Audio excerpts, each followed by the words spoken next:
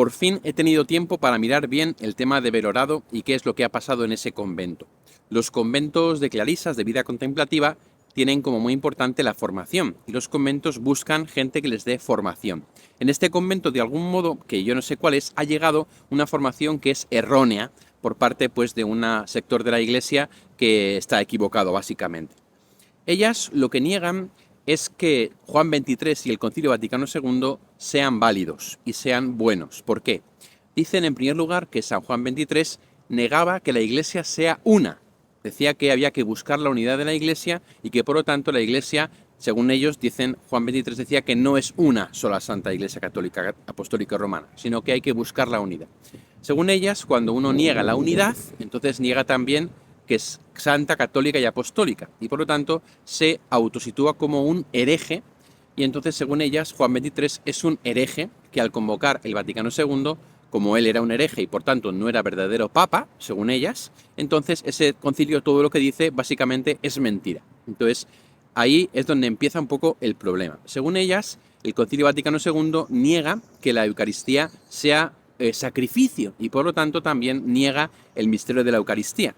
Y según ellas también, como el Concilio Vaticano II reformó las fórmulas que se utilizan para la ordenación de sacerdotes y de obispos, todos los sacerdotes y todos los obispos que se han ordenado después del Vaticano II son inválidas esas ordenaciones y por tanto no son sacerdotes ni son obispos. Según ellas, por lo tanto, ni Juan XXIII fue verdadero papa, porque al ser hereje incurrió en excomunión, y entonces todos los que le siguieron, Pablo VI, Juan Pablo I, Juan Pablo II, Benedicto XVI y Francisco, según ellas, todos ellos han seguido con la herejía del Concilio Vaticano II y por lo tanto no son verdaderos papas, son papas inválidos. Según ellas, para que tuviera que haber un papa verdadero, tendría que volverse a los rituales que se utilizaban antes del Vaticano II y ordenar un sacerdote y obispo con ese ritual, que ese sacerdote y obispo pues admitiese que la Iglesia ya es una, es decir, desdijese todas las enseñanzas desde Juan XXIII hasta el presente que han dicho que hay que conseguir la unidad de la Iglesia,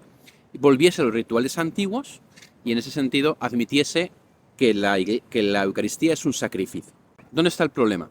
La Iglesia es una, santa, católica y apostólica. Es una porque solo hay una santa Iglesia católica y esa unidad ya está realizada en la verdadera Iglesia católica. Pero eso no quiere decir que en el resto de iglesias o comunidades cristianas haya cosas que están bien, haya elementos buenos como la Biblia o como los sacramentos del bautismo u otros sacramentos. Y en ese sentido estamos llamados a intentar lograr una unidad mayor en la Iglesia. Es decir, que esa Iglesia católica que es una y que es única, realmente formen parte de ella también los protestantes, los anglicanos, los ortodoxos, todos los demás, ¿no? Y en ese sentido estamos convencidos de que la Iglesia es una, pero trabajamos para que esa unidad se haga más amplia, se haga más real. Es una cosa como muy evidente, ¿no?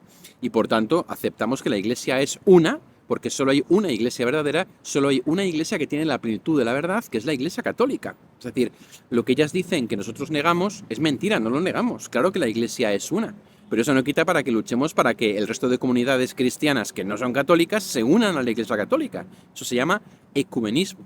En segundo lugar, la Iglesia católica, la actual, la verdadera, no niega el carácter sacrificial de la Eucaristía. Claro que es un sacrificio. En los documentos de los papas se puede ver con muchísima claridad. Es verdad que la Iglesia ha cambiado, porque tiene ese poder, las fórmulas, las formas, el lenguaje de los libros litúrgicos para adaptarlos a la mentalidad más actual del presente, pero no ha cambiado la esencia. La Iglesia tiene poder para cambiar eso, porque la Iglesia ha sido instituida por Cristo para salvaguardar la fe y los sacramentos. Y por supuesto que se mantiene la dimensión sacrificial de la Eucaristía, como se puede ver perfectamente en las plegarias eucarísticas que hablan de la Eucaristía como una víctima de propiciación por los pecados del mundo entero. Y en tercer lugar, la Iglesia tiene el poder de reformar los libros litúrgicos y de cambiar los ritos para la ordenación de sacerdotes, de diáconos y de obispos, y por tanto esa reforma hecha por Juan XXIII, por Pablo VI, por el Concilio Vaticano II, es perfectamente válida, ya que ellos no eran herejes, no incurrieron en excomunión, porque al afirmar que había que buscar la unidad de la Iglesia, lo que dijeron no fue que la Iglesia no era una, sino que había que intentar que lo que no es Iglesia se haga Iglesia.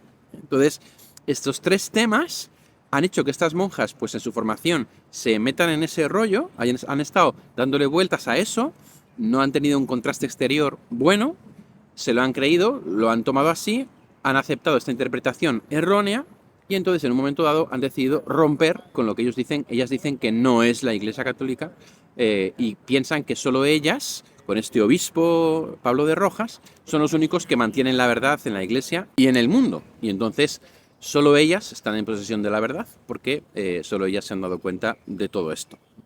Entonces, según ella, los miles de millones de católicos del resto del mundo que somos fieles a la comunión con la Iglesia y con el Papa y con el Vaticano, estamos equivocados y estamos excomulgados. O sea, ellas en el manifiesto dicen que todos los que sostenemos que el Papa actual es Papa, sostenemos y defendemos la misa tal y como es ahora, estamos en excomunión, o sea, estamos fuera de la Iglesia Católica. Ellas están en un momento en que, según ellas, todo lo que ellas mismas han hecho es inválido, porque como ellas han sido monjas bajo el Vaticano II, no son monjas de verdad. Entonces, tienen que repetir la primera comunión, tienen que repetir la confirmación y tienen que repetir los votos, porque según ellas sus propios votos son inválidos. Es decir, han caído en esta paranoia incluso de que ellas mismas se sitúan hasta ahora fuera de la Iglesia Católica y por fin, según ellas, han encontrado la verdad en la Iglesia Católica. Es verdad que ha habido muchos temas doctrinales últimamente bastante confusos que han hecho que mucha gente pues diga, oye, hay que ser un poco más crítico con a veces las cosas que se dicen o cómo se dicen, porque igual no están bien expresadas y a lo mejor hay que matizar las cosas.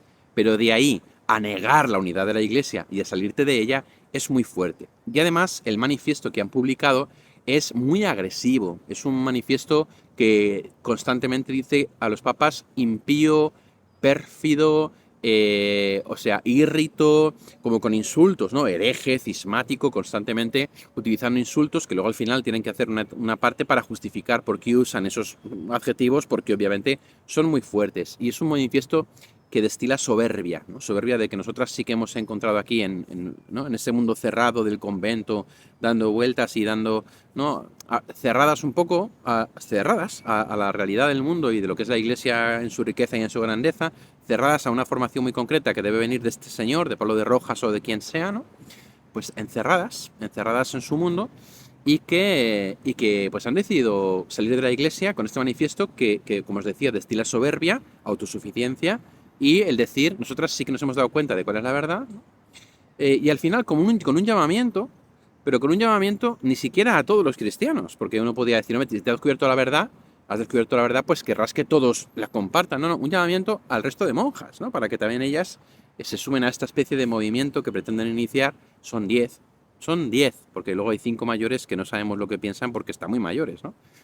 Y que realmente es una ida de olla total, que se debe a ese encerramiento, al tema de que un convento es un mundo muy pequeño, donde al final, si tú no tienes un contraste con la savia viva que recorre la Iglesia Católica, sino que te encierras en una concepción como la que hemos visto, pues pierdes el norte y entonces llegas al final a apartarte de la fe. Ellas mismas se han excomulgado, ellas mismas se han apartado de la Iglesia Católica y de la Iglesia verdadera. Es una auténtica pena y hay que rezar mucho por ellas para que recapaciten y se den cuenta. Si alguno les puede hacer llegar este vídeo, sería genial.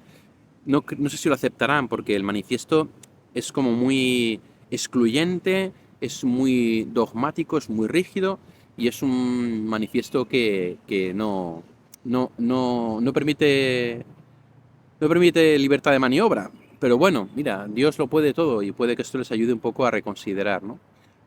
Pues que la verdadera Iglesia Católica es la Iglesia de Cristo que está en comunión con el Santo Padre en el Vaticano, que actualmente es el Papa Francisco, y que lo que ha cambiado en su estructura y en sus documentos es perfectamente lícito y perfectamente válido.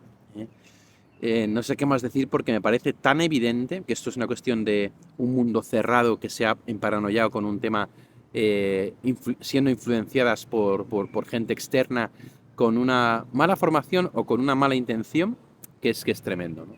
Recemos por ellas porque es que de verdad no tiene ningún fundamento y no va a ningún lado.